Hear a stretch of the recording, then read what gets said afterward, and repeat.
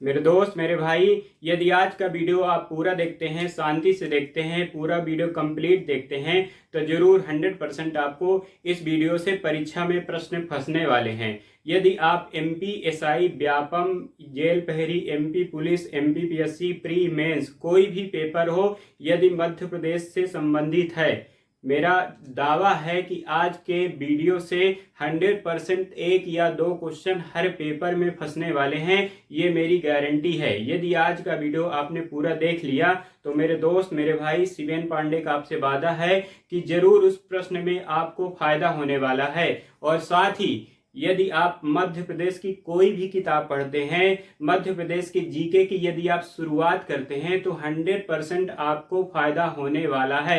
ये मेरी गारंटी है, ये मेरी दावा है। आपका दोस्त आपका भाई तूफानी बातें नहीं करता, सरल बातें करता है, बिल्कुल सिंपल बातें करता है। दोस्तों, 3 इडियट मूवी का एक डायलॉग है, एक उसका जो मुझे पसंद आया था, वो कहा गया था कि ज्ञान कहीं से भी मिले, चारों तरफ ज्ञान बह रहा है, ज्ञान कहीं से भी मिले, उसको समेट लेना चाहिए। अर्थात इंफॉर्मेशन हर जगह है, आपको डिपेंड करता है कहाँ से लेनी है, चाहे वो किताबों से लिए, चाहे आप यूट्यूब से लीजिए, है ना, डिपेंड करता है आप पर। तो आइए हम पढ़ते हैं, वीडियो को आगे बढ़ाते हैं। तो नमस्कार दोस्तों, मैं शिवेन पांडे, आपका दोस्त आपका भाई, नमस्ते गुरुजी क्लासेस रीवा में आपका स्वागत करता हूं। आज से हम एक नई सीरीज चालू कर रहे हैं मध्य प्रदेश के जीके को कंप्लीट करने के लिए। मध्य प्रदेश के जीके की हम तैयारी तो अलग से कर रहे हैं, इतिहास उसका हम समझ रहे हैं, भूगोल भी समझ रहे हैं। तो इतिहास और भूगोल तो हम लगातार पढ़ेंगे और समझेंगे भी। साथ ही साथ जो भूगोल की फोटो है, भूगोल का जो मैप है, भूगोल का जो मानचित्र है, उसको मैं आपके दिमाग में फिट करना चाहता हूँ।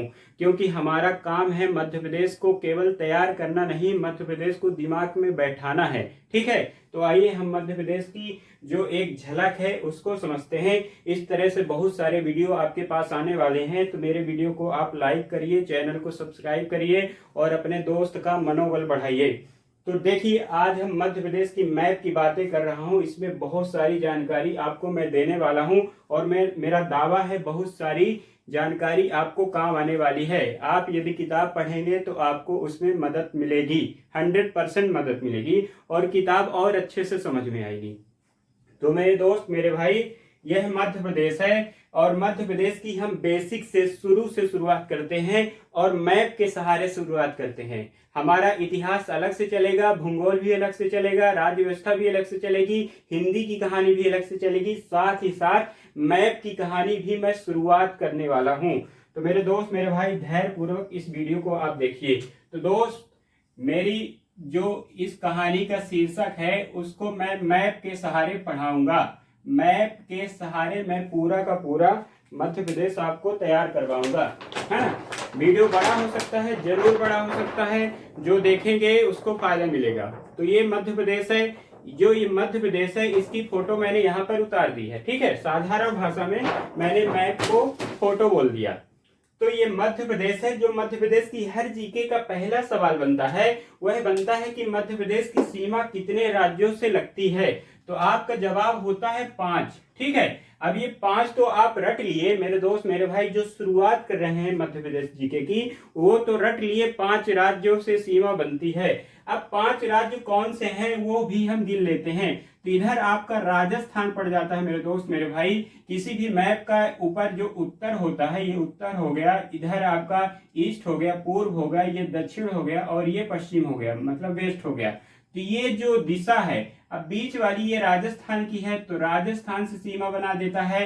इधर आपका यूपी से सीमा बना देता है नॉर्थ में, इधर आपका छत्तीसगढ़ आ जाता है पूर्व में, और इधर आपका नीचे यानी साउथ में महाराष्ट्र आ जाता है और पश्चिम में आपका गुजरात आ जाता है।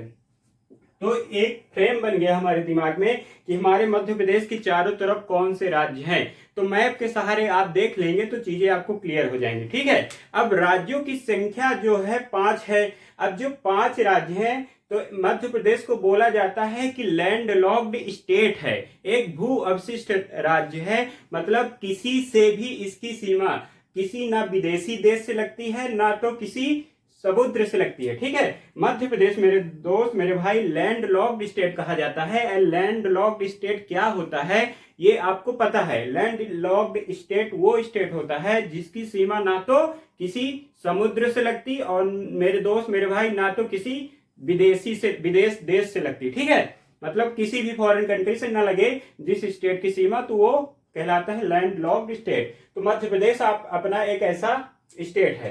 तो देखिए इधर तो चारों तरफ आपके राज्य हो गए, ठीक। अब 18 जिले मध्य प्रदेश में, देखिए कुल मिला के कितने जिले हैं, 52। निवाड़ी को हम जोड़ लेते हैं तो 52 जिले हो गए। निवाड़ी आपका 52वां जिला है, ये भी कहानी आपको पता है। 1 नवंबर 1956 को मध्य प्रदेश का गठन हुआ। कई सारी चीजों की हम बात करेंगे इस वीडियो में। 1 नवंबर 1956 को मध्य प्रदेश का गठन होता है और 43 जिले उस टाइम पर होते हैं। 43 जिले होंगे उस टाइम पर और 8 संभाग होंगे। वर्तमान में कितने हैं, 52 जिले हैं और 10 संभाग हैं।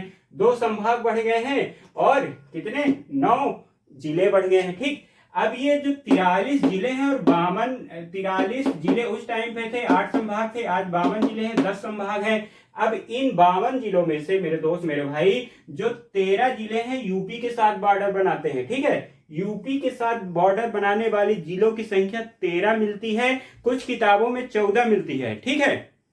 अब कुछ किताबों में 14 मिलती है मेरे दोस्त मेरे भाई। तो जहां पर 14 यानी 14 मिलेगी वहां पर सीधी को भी मेंशन किया जाता है। सीधी आपका यहां पर पड़ता है मेरे दोस्त मेरे भाई, मैप में भी दिखा दूंगा मैं। और सीधी जो आपका यहां पर पड़ता है, तो कुछ किताबों में कहा गया है कि जो सीधी है, सीधी की जो सीमा है छत्तीसगढ़ से तो मिलती है, ठीक है, पर यूपी से नहीं मिलती मेरे दोस्त मेरे भाई। छत्तीसगढ़ की जो सीमा है, कह देते हैं कि छत्तीसगढ़ की से तो लगती है सिगरौली सीधी की सीमा, माफ करिएगा सीधी की बात कर रहा हूं, किंतु यूपी से इसकी सीमा नहीं लगती है, ठीक है। अब कुछ किताबों में कहा गया है लगती है, ठीक है। तो आपको जो उत्तर लगाना है इसका मेरे दोस्त मेरे भाई 13 ही लगाना है। हमको ये मानना है कि सीधी की सीमा क्या है, हमारे उत्तर प्रदेश से नहीं लगती है, ठीक है। तो जिस किताब में 14 मिलेगा मेरे दोस्त मेरे भाई, आप देखेंगे वहां पर 13 मिले, मतलब सीधी भी लिखा होगा, और जिन किताबों में 13 मिलेगा वहां सीधी नहीं लिखा होगा। आप ये अंतर ढूंढ लीजिए, ठीक है मेरे दोस्त मेरे भाई। गर्मी बहुत ज्यादा है, गर्मी में आपका भाई वीडियो बना रहा है, तो लाइक कर देना, शेयर कर देना, चैनल को सब्सक्राइब भी कर देना। और चैनल को केवल सब्सक्राइब करना इंपॉर्टेंट नहीं है, वीडियो को भी देखना इंपॉर्टेंट है, क्योंकि वीडियो देखेंगे तभी ना जानकारी मिलेगी। तो 13 जिले इधर हो गए और 10 जिले राजस्थान से हो गए। क्या कहा मैंने, 13 जिले इधर और 10 जिले इधर। अब मेरे दोस्त मेरे भाई यहां पर आपको कहानी समझ में आ गई है कि मध्य प्रदेश की सर्वाधिक सीमा जो लग रही है उत्तर प्रदेश से लग रही है, क्योंकि 13 जिले इधर हैं, ठीक है ना। आप यहां पर भी देख लीजिए, यहां पर भी मैं आपको दिखा देता हूं, ये आपका मध्य प्रदेश है, तो ये जो उत्तर प्रदेश के साथ है, देखिए इतनी बाउंड्री बन रही है, ठीक है। तो 13 जिले आपके कुल मिला के इधर आपकी सीमा बना रहे हैं, ठीक है। इधर हो गए 13, इधर हो गए 10।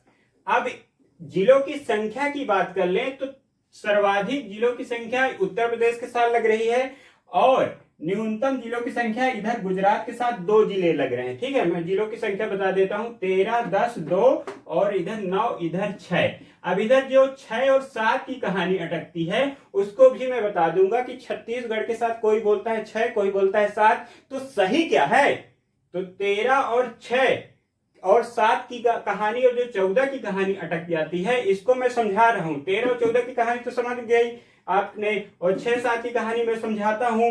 तो सर्वाधिक जिले 13 उत्तर प्रदेश से, न्यूनतम जिले 2 गुजरात से और राजस्थान से 10। अब जो किलोमीटर के एरिया है तो 1600 किलोमीटर का क्षेत्र बनाता है, किससे, राजस्थान से।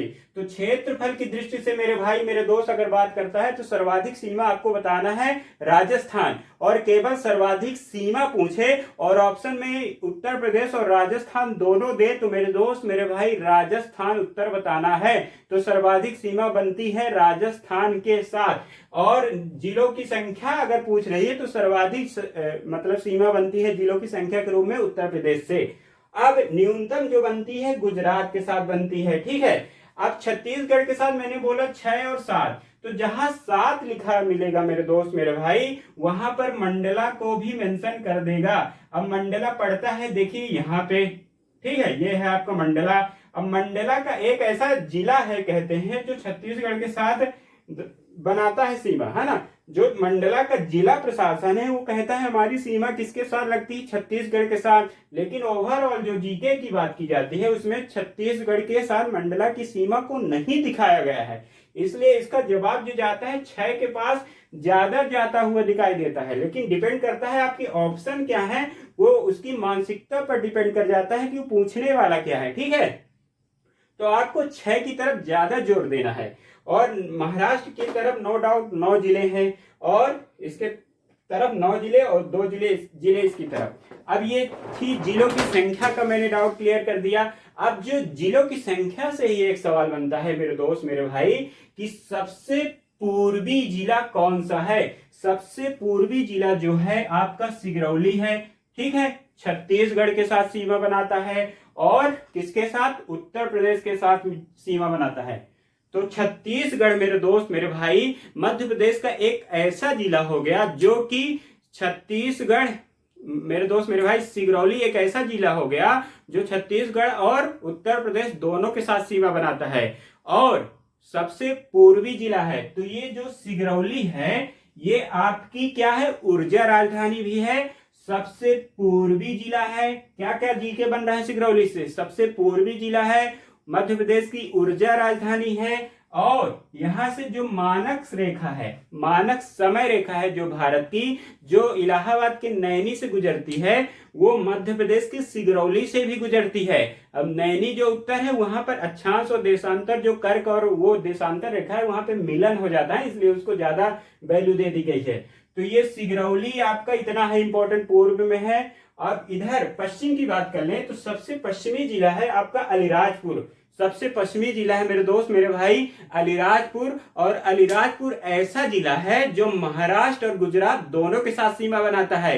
अलीराजपुर ऐसा जिला है जो महाराष्ट्र और गुजरात दोनों के साथ सीमा बनाता है और सबसे पश्चिमी जिला है, ठीक है। आदिवासी जनजातियों वाला क्षेत्र है और यहां से जो इसकी और इसकी दूरी है, आप देख रहे हैं कि हमारा मध्य प्रदेश उत्तर से दक्षिण तक ज्यादा चौड़ा है, माफ करिएगा पूर्व से पश्चिम की तरफ ज्यादा चौड़ा है। ये आपकी चौड़ाई ज्यादा दिख रही है और ये चौड़ाई कम दिख रही है। तो जो ये पूर्व हो गया और पश्चिम हो गया, तो पूर्व से पश्चिम की ओर मेरे दोस्त मेरे भाई जो मध्य प्रदेश की लंबाई है 870 किलोमीटर है। यानी सिगरौली का अंतिम छोर पकड़ लें, हम सिगरौली का अंतिम छोर पकड़ लें और अलीराजपुर का अंतिम छोर पकड़ लें तो 870 किलोमीटर हमारी मध्य प्रदेश की क्या हो जाती है, लंबाई हो जाती है। तो 870 किलोमीटर एक जीके आपका तैयार हो गया। दूसरा सबसे पूर्वी और सबसे पश्चिमी तैयार हो गया। तीसरा क्या हो गया, मानक समय रेखा भी गुजरती है सिगरौली से। अब जो चौथा जीके बनता है मैप से ही, तो ये पश्चिम और पूर्व के बीच की जो दूरी है 870 किलोमीटर है, साथ साथ जो समय की दूरी है, समय की भी दूरी होगी मेरे दोस्त मेरे भाई, सूर्य भगवान की रोशनी की भी दूरी होगी, सूर्यास्त और सूर्योदय की भी दूरी होगी। तो उसकी जो दूरी है 34 मिनट की दूरी है मेरे दोस्त मेरे भाई, 34 मिनट की दूरी है दोनों के बीच के समय के अंतराल को। अब घड़ी के समय की बात नहीं कर रहा हूं, दिन की बात कर रहा हूं कि यहाँ यदि इधर थोड़ा सा कम मान लीजिए क्या बोल रहे हैं, सूर्यास्त हो रहा है यानी दिन डूब रहा है, तो इधर जल्दी शाम हो जाएगी, इधर आधे घंटे बाद शाम होगी, ठीक है। तो 34 मिनट की दूरी है यानी करीब करीब आधे घंटे का, मतलब 1/2 घंटे का समय का अंतर है, ठीक है। ये जीके हो गया मैप का। ये आपको कहानी तब तय होगी जब मैप से आपको कोई बताएगा।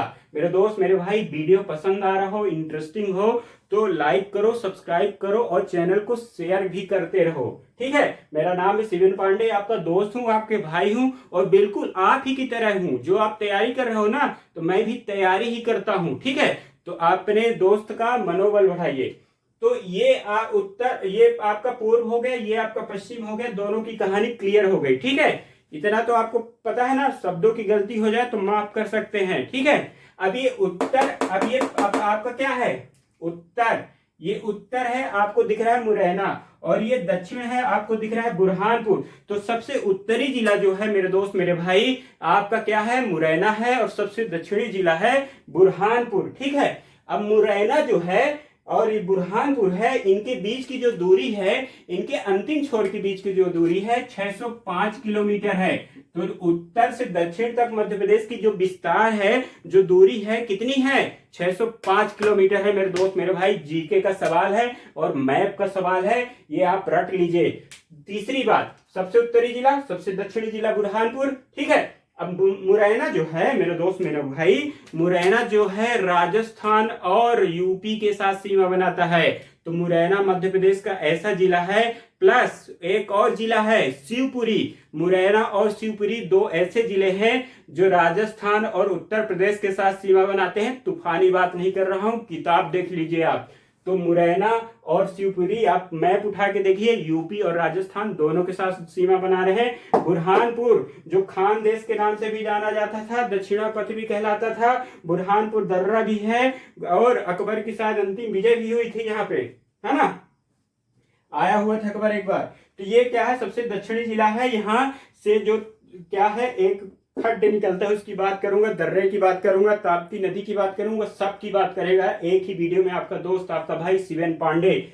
अब क्या है, अलीराजपुर की कहानी हो गई, मुरैना की कहानी हो गई, बुरहानपुर की कहानी हो गई और सिगरौली की कहानी हो गई। अब मेरे दोस्त मेरे भाई, यहाँ पर एक जिला छूट रहा है, बालाघाट। बालाघाट छूट रहा है ना, तो बालाघाट मेरे दोस्त मेरे भाई ऐसा जिला है जिधर हो गया सीजी मतलब छत्तीसगढ़, और इधर हो गया एमएच मतलब महाराष्ट्र। तो दोनों के साथ सीमा बनाता है।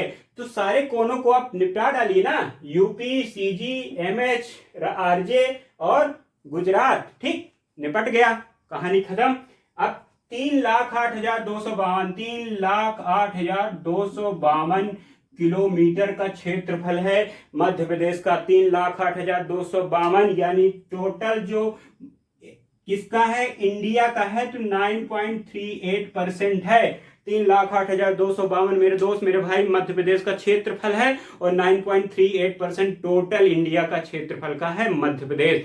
अब इसका जो भौगोलिक विभाजन कर देते हैं तो कितने रूप में कर लेते हैं, इधर जो ऊपर वाला क्षेत्र होता है मेरे दोस्त मेरे भाई, आपको फिर से दिखा देता है, आपका जो दोस्त है आपका भाई है, हर सुविधा उपलब्ध कराता है आपके लिए। तो जो ये है मध्य भारत का पठार कहलाता है। अब ये नीमच से लेके इधर का जो क्षेत्रफल है मध्य भारत का क्षेत्रफल कहलाता है, मध्य भारत का पठार के नाम से जाना जाता है। और इधर से ये वाला जो क्षेत्र है मेरे दोस्त मेरे भाई, बुंदेलखंड के पठार के नाम से जाना जाता है। कोई नई बात नहीं है, सबको पता है, मैं जल्दी से निपटा देता हूँ। ये बघेलखंड का पठार है, ये रीवा पन्ना का पठार है, और ये आपका विंध्याचल पर्वत श्रेणी फैली हुई है, ये सतपुरा पर्वत श्रेणी फैली हुई है, ये मालवा का पठार है, इधर क्या है आपका मैकाल पर्वत श्रेणी है। मेरे दोस्त मेरे भाई इसको रख दो, अब यहां पर आ जाओ, ठीक है। तो मालवा का पठार, मध्य भारत का पठार और भांडेर पर्वत श्रेणी। काफी कचरा हो गया तो कुछ कचरा हम निपटा देते हैं, कुछ कचरा निपटा देंगे तो आपको कहानी और क्लियर हो जाएगी। अब सबसे इंपॉर्टेंट बात आपका भाई करेगा, सबसे इंपॉर्टेंट बात, ये जो मैंने बना दिया है, ये जो श्रेणी है ये है विंध्याचल पर्वत श्रेणी। अब विंध्याचल पर्वत श्रेणी को देखिए, विंध्याचल पर्वत श्रेणी को ये मैंने छोटा बड़ा जो बनाया है ना, ऐसे मजाक के तौर पर नहीं बना दिया, जीके के तौर पर बनाया है, जीके के तौर पर बनाया है। देखो मेरे दोस्त, तो इधर जो है देखिए ये पहाड़ है, इसको आप समझेंगे कि ये पहाड़ है। इधर देखिए ऊंचा है और इधर देखिए छोटा छोटा होता चला गया है ना, इधर ऊंचा है इधर छोटा छोटा है। तो मेरे दोस्त मेरे भाई ये विंध्याचल पर्वत श्रेणी है जो कितना पश्चिम से लेकर पूर्व की ओर विस्तारित है, मतलब फैली हुई है। और जैसे जैसे पूर्व की ओर जाती है वैसे वैसे इसकी ऊंचाई घटती जाती है। जो औसत ऊंचाई है ना टोटल लगभग 700 के ऊपर जाती है, 752 के आसपास जाती है। और विंध्याचल पर्वत की जो सबसे ऊंची चोटी है मेरे दोस्त मेरे भाई, गुडविल के नाम से जानी जाती है, गुडविल, ठीक है, गुडविल के नाम से जानी जाती है। और जो संभावित इसकी ऊंचाई है 752 मीटर है,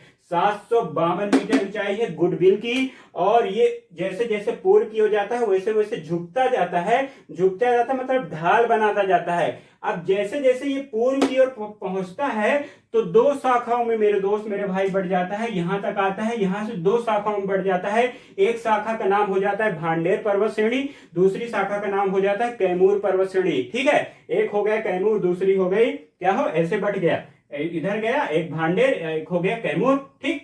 कहानी है वही कि इधर जाएगा झुक जाएगा। अब भांडेर की जो सबसे ऊंची चोटी है, भांडेर की जो सबसे ऊंची चोटी है बुंदेलखंड के पठार में आती है, सिद्ध बाबा के नाम से जानी जाती है और 1172 मीटर है। 1172 मीटर है, सिद्ध बाबा के नाम से जानी जाती है। और औसत ऊंचाई की बात कर ले तो लगभग 725 मीटर है। तो जो भांडेर पर्वत श्रेणी है ना 725 है औसत ऊंचाई, और इधर 752 के करीब है। देखिए इधर 725 इधर 752 मतलब घट गया। और इधर 686 मीटर की औसत ऊंचाई हो जाती है, मतलब कैमूर तरफ थोड़ा सा और झुका हुआ है। अब मेरे दोस्त मेरे भाई अब क्या होगा मैंने बताया था कि क्या है नदी, क्या है नदी एक बहता हुआ जल है। नदी क्या है, कुछ नहीं है, नदी केवल एक बहता हुआ जल है। और बहता हुआ जल उधर की ओर बहेगा जिधर की ओर झुकाव होगा, जिधर की ओर ढाल होगा। पानी हमेशा पहाड़ से नीचे की ओर बहेगा, नीचे से पहाड़ की ओर नहीं बहेगा। तो मध्य प्रदेश की नदियां हैं मेरे दोस्त मेरे भाई, आप मैप उठा के देखना, कभी किताब उठा के देखना, तो जितनी नदियां हैं सब की सब नदी उत्तर दिशा की ओर बहती हैं। लगभग लगभग लगभग लगभग आपका भाई कह रहा है कि उत्तर की ओर बहती हैं और बाद में जाके पूर्व की ओर मोड़ ले लेती हैं। चाहे आपकी चंबल नदी हो, चाहे बेतवा नदी हो, चाहे काली सिंधी हो, चाहे आपकी सोन नदी हो, आज जो प्रमुख नदियां हैं, जितनी नदियां लगभग विंध्याचल पर्वत श्रेणी से निकलेंगी सब के सब उत्तर की ओर बहेंगी मेरे दोस्त मेरे भाई। तूफानी बातें नहीं है, बिल्कुल सही बात है, सब के सब उत्तर की ओर बहेंगी और सब के सब लगभग पूर्व की ओर मोड़ ले लेंगी। देखिए उत्तर की ओर बही और पूर्व की ओर चली गई। देखिए विंध्या आपकी चंबल बह रही ऐसी चली गई, बेतवा बह रही है ऐसी चली गई, काली सिंधु बह रही है ऐसी चली गई, ठीक है, सोन बह रही है ऐसे चली गई, ठीक है। अब उनका टारगेट क्या है, उनका टारगेट क्या है, या तो यमुना या तो गंगा, बस यमुना या तो गंगा। अब यमुना या तो गंगा है, तो गंगा हमारे मध्य प्रदेश में नहीं है, फिर भी मध्य प्रदेश का सबसे बड़ा जल अपवाह तंत्र है, ड्रेनेज सिस्टम है गंगा नदी तंत्र, ठीक है। इसलिए गंगा नदी तंत्र को ड्रेनेज सिस्टम जो सबसे बड़ा कहलाता है वो मध्य प्रदेश का है, जबकि मध्य प्रदेश में गंगा का नामो निशान नहीं है मेरे दोस्त मेरे भाई। फिर भी जीके का यही सवाल हमको पसंद आता है, यही परेशान करता है, जबकि हम जानते हैं कि मध्य प्रदेश की सबसे बड़ी नदी तो नर्मदा है, तो नर्मदा का अपवाह तंत्र सबसे बड़ा क्यों नहीं है, इसकी कहानी यही है। तो झुकाव है, सारा का सारा पानी गंगा में चला गया यमुना के सहारे, ठीक है। अब क्या है, अब मेरे दोस्त मेरे भाई जो विंध्याचल पर्वत श्रेणी है उसका विस्तार दोनों तरफ है, इधर आपके पूर्व की तरफ भी, पश्चिम की तरफ भी है, इधर पूर्व की तरफ तो है, ठीक है। इधर चला जाता है कैमूर पर्वत श्रेणी, है ना। अब मध्य प्रदेश में केवल 2 ही पर्वत श्रेणी है मेरे दोस्त मेरे भाई, तो फिर इतनी पर्वत श्रेणी क्यों पढ़ते हो। मध्य प्रदेश में 2 ही पर्वत श्रेणी है, एक है विंध्याचल, दूसरी है सतपुड़ा। अब जो अन्य छोटी छोटी पर्वत श्रेणियां हैं वो विंध्याचल और सतपुड़ा के क्या है, विस्तार है। कहीं राजपीपला पढ़ रहे हो, कहीं ग्वालीगढ़ पढ़ रहे हो, कहीं मैकाल सुता पढ़ रहे हो, कहीं भांडेर पढ़ रहे हो, कहीं क्या पढ़ रहे हो, कैमूर पढ़ रहे हो, कहीं धूपगढ़ पढ़ रहे हो, कहीं पचमढ़ी पढ़ रहे हो, वगैरह वगैरह ईटीसी बहुत सारी चोटियां हैं जिनके आप नाम भी न जानते होंगे। आपने धजारी का नाम सुना होगा, आपने जाना पावा का नाम सुना होगा, आपने बहुत सिगार का नाम सुना होगा, सब के सब इन्हीं के विस्तार हैं। या तो किसी पठार के अंतर्गत आ जाएंगे, या तो किसी पर्वत चोटी के अंतर्गत आ जाएंगे, या तो स्थानीय नाम के आधार पर आ जाएंगे। जैसे मैं बात कर दूं तो इसकी विंध्याचल की बात कर रहा था, तो इधर जाके कैमूर हो गया, इधर जाके भांडेर हो गया। अब मैं बात करता हूं सतपुड़ा की, तो सतपुड़ा लगभग क्या है, विंध्याचल के ही समांतर फैला हुआ है सतपुड़ा। ये देखिए उधर है विंध्याचल, अब नीचे है सतपुड़ा, तो विंध्याचल के ही समांतर फैला हुआ है सतपुड़ा। अब सतपुड़ा क्या है, लगभग 1120 किलोमीटर, 1120 किलोमीटर लगभग लगभग इसकी लंबाई है मेरे दोस्त मेरे भाई। अब इसकी कहानी हो जाएगी अपोजिट। अब ये पश्चिम से चलता है पूर्व की ओर मेरे दोस्त मेरे भाई। तो देखिए मैंने इधर छोटा छोटा बनाया, इधर भी छोटा छोटा बनाया, इधर भी छोटा छोटा बनाया है, बाद में जाके मोटा कर दिया और बाद में जाके ऊंचा कर दिया और चौड़ा कर दिया, ठीक है। यहां से मैंने चौड़ा कर दिया, अर्थात ये जो चलता है आपका सतपुड़ा, तो आपका पूर्व में जाके अधिक चौड़ा हो जाता है और अधिक ऊंचा हो जाता है।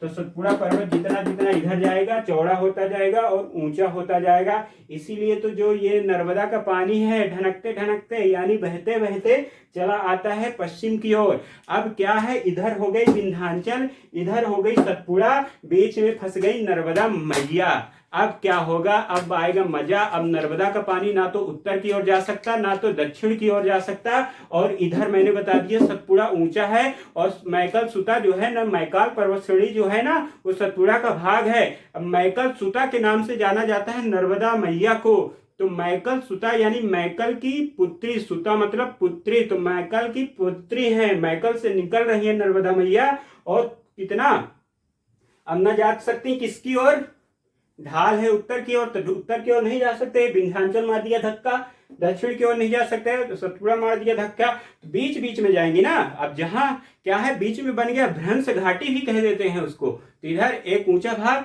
इधर और इधर एक ऊंचा भाग, बीच में फंस गई नर्मदा मैया। तो देखिए बह रही है और इसकी जो ऊंचाई हो जाती है 1312 किलोमीटर हो जाती है, यानी 13-12 किलोमीटर हो जाती है टोटल। और मध्य प्रदेश के अंदर 1077 किलोमीटर हो जाती है।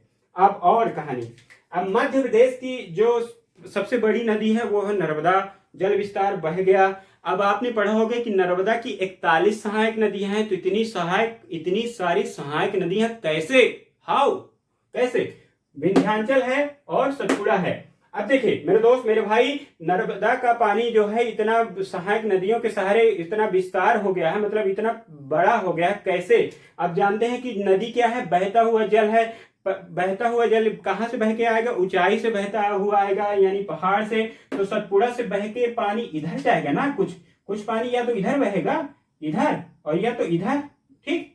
इसी तरह विंध्याचल का पानी या तो इधर बहेगा या तो इधर।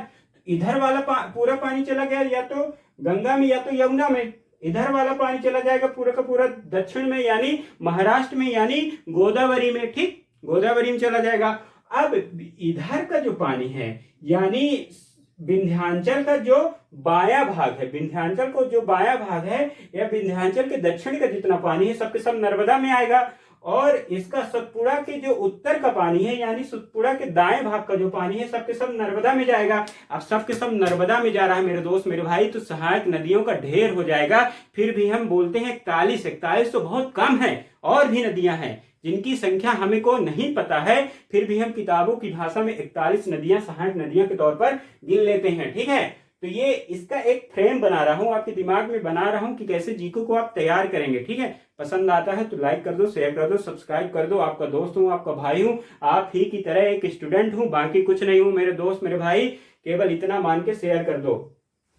अब जो अरावली पढ़ते हैं तो अरावली को अपने से ज्यादा मतलब नहीं है, माउंट आबू पढ़ते रहते हैं तो उससे ज्यादा मतलब नहीं है, क्योंकि अरावली तो है ही नहीं मध्य प्रदेश के अंदर ना। राजस्थान से दिल्ली की तरफ फैली हुई है, गुजरात से दिल्ली तक फैली हुई है, उसकी और अभी हम नहीं जाते, विशेष कहानी पर जाएंगे।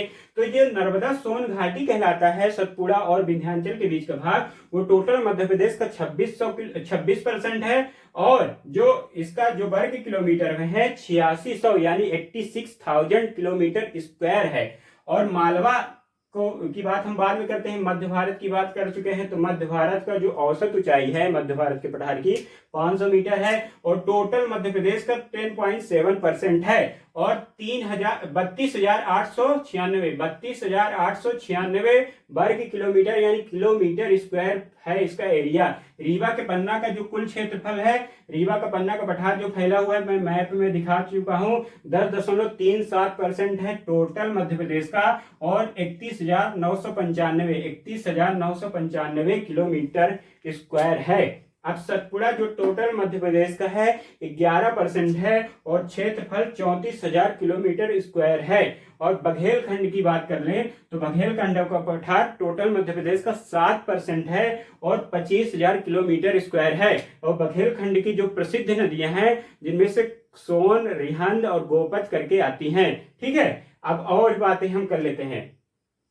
अब जो सतपुड़ा की ही कहानी कर रहे थे, तो सतपुड़ा का इधर का जो भाग कहलाता है, ये मान के चलिए आप बुरहानपुर के पहले वाला, तो ये बुरहानपुर है, और इसके पहले का जितना जो पर्वत श्रेणी है राजपीपला के नाम से जानी जाती है। इसके बाद ग्वालीगढ़ के नाम से जानी जाती है। इसके बाद क्या है, कहीं धूपगढ़ आएगी, कहीं पचमढ़ी आएगी। तो धूपगढ़ सबसे ऊंची चोटी है सतपुड़ा की, जिसकी लंबाई है, जिसकी ऊंचाई है 1350 मीटर। तो सतपुड़ा की सर्वाधिक ऊंची चोटी क्या कौन सी है, धूपगढ़ है, 1350 मीटर ऊंची है। और इसी का एक भाग है मैकल श्रेणी। मैकल श्रेणी जो जहां अमरकंटक है, अमरकंटक की जो ऊंचाई है 1067 के करीब है। ठीक है, आपका अमरकंटक माफ करिएगा 1064 मीटर है। और 1067 जो है पचमढ़ी है। तो पचमढ़ी जो आपके होशंगाबाद जिले में पड़ता है, मध्य प्रदेश की क्या है, ग्रीष्मकालीन राजधानी है, वो है 1067, मतलब 1067 मीटर है, ये है।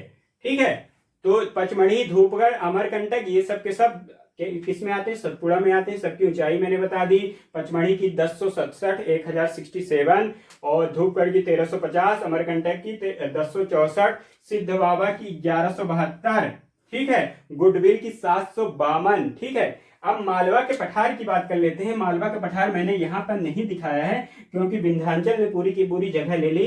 तो मालवा के पठार को मैं मोटे मोटे तौर पर बात कर देता हूँ कि मध्य प्रदेश का जो सर्वाधिक क्षेत्रफल है, तो मालवा के पठार के अंतर्गत आता है। टोटल मध्य प्रदेश का 28% है, कहीं कहीं पर 28.6% लिखा होता है। तो आप मोटा मोटा मान के चलेंगे मेरे दोस्त, मेरे भाई, टोटल मध्य प्रदेश का 28% है मालवा। अब मालवा की जो औसत ऊंचाई है 500 मीटर है। 500 मीटर लगभग सबको मानेंगे कि मध्य प्रदेश के जितने पर्वत पठार हैं लगभग 500 मीटर की औसत ऊंचाई के हैं, है ना, क्योंकि प्रादीपी पठार का भाग है, प्रादीपी पठार का भाग है टोटल मध्य प्रदेश, तो पठार इतना ही होता है। अब जो सर्वाधिक ऊंची चोटी है मालवा का, वो है सिगार। सिगार के नाम से जाना जाता है, कहीं कहीं पे सिंगार बोलते हैं। 881 मीटर इसकी क्या है, औसत ऊंचाई है। औसत ऊंचाई नहीं, सर्वाधिक ऊंचाई चोटी क्या है, सिंगार, 881 मीटर की है। अब इसके बाद जाना पावा नदी आती है। जाना पावा जहां से क्या आपकी कौन सी नदी निकलती है, लगभग आपकी चंबल नदी निकलती है। जाना पावा पहाड़ी से महू के आसपास है, तो उसकी जो ऊंचाई है 854 है। ठीक है, तो जाना पावा 854 मीटर है। इसके बाद एक धजारी आती है जो लगभग 810 के करीब है ना, 810 मीटर है। और मध्य प्रदेश का जो मालवा का क्षेत्रफल है वो है 88,222 kilometre square. 88,222 kilometre total Madhya Pradesh का कितना, 28%। तो मेरे दोस्त, मेरे भाई, ये एक मैंने इंट्रोडक्शन दिया है एमपी का। इसी तरह मैं और वीडियो लाऊंगा। यदि पसंद आता है तो लाइक करो, शेयर करो, सब्सक्राइब करो। और गर्मी बनाया हूं, मेरे मेहनत को मोटिवेट करो और पढ़ाई करो, घर में रहो, सुरक्षित रहो, कोरोना से बचते रहो, दम लगा के पढ़ो। मेरे दोस्त, मेरे भाई, धन्यवाद, थैंक यू सो मच।